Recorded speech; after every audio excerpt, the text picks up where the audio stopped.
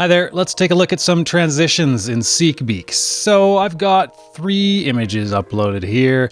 I'm going to click into this first one, which we've called rentals, and here's a lovely canoe rental place on the side of this lake. I've got another picture that I've taken over here near the hotel, so I'm going to quickly add a quick jump hotspot to there, and I'm going to just drag the hotel out, and yeah, I'll put it about there, why not? If I go and I single click this to open up the properties panel, you'll see that I have a new drop down here called, well, transition. By default, we have the crossfade, which will just smoothly crossfade between 2 images. For this one, however, I want to do a bit of a crossfade zoom. So it'll look like we're kind of zooming into the image. So I'll say, okay, let's accept that. And now if I click on this image, you'll see that sure enough, I do zoom into it a bit. I'm going to position this rentals one over here. There we go. And you know what? I've just noticed something. I'm going to save this and I'm going to quickly go and adjust the level on this because I've just noticed the level is off and it's driving me crazy. So I'm just going to go like this and straighten her up a bit. That looks pretty good. Save that. Phew. Okay, we can work again. So now I have this rentals one, which we're going to click and we go back to the rentals.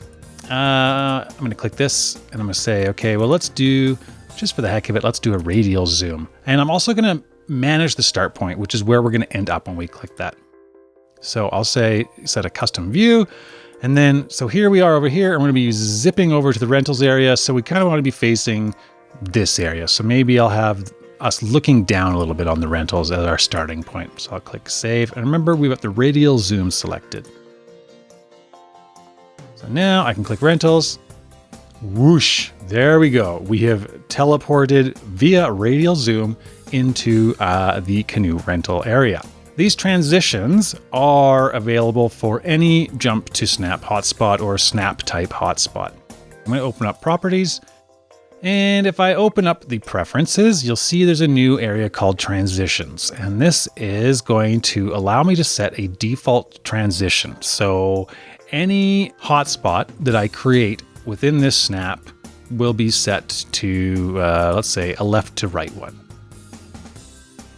So if I go here and I add a new, let's do polygon hotspot just to be tricky. And we'll just highlight this little building here. And I'll say, yep, accept. And I'll single click to open up the properties. And I will say, okay, well, this is a snap type hotspot. I have to pick my snap that I want to jump to. Let's do a splash page. And look at that. My default transition is set to what I had set it previously for that snap. But Tim, you say, I don't want to have to do this for every snap. Well, don't worry, we've got you covered as well. If I go into my group settings, I have a group called Groupo. And under actions, there is a new area that will allow you to set the snap transition for every hotspot within every snap within that group. So you can bulk update all your hotspots. If down the road you decide, hey, you know what? I really like that curtain effect. I want it on all the hotspots in this certain group. You can do that very easily through here and it will update all of your snap hotspots. So you have multiple ways of setting up defaults in order to help you with that.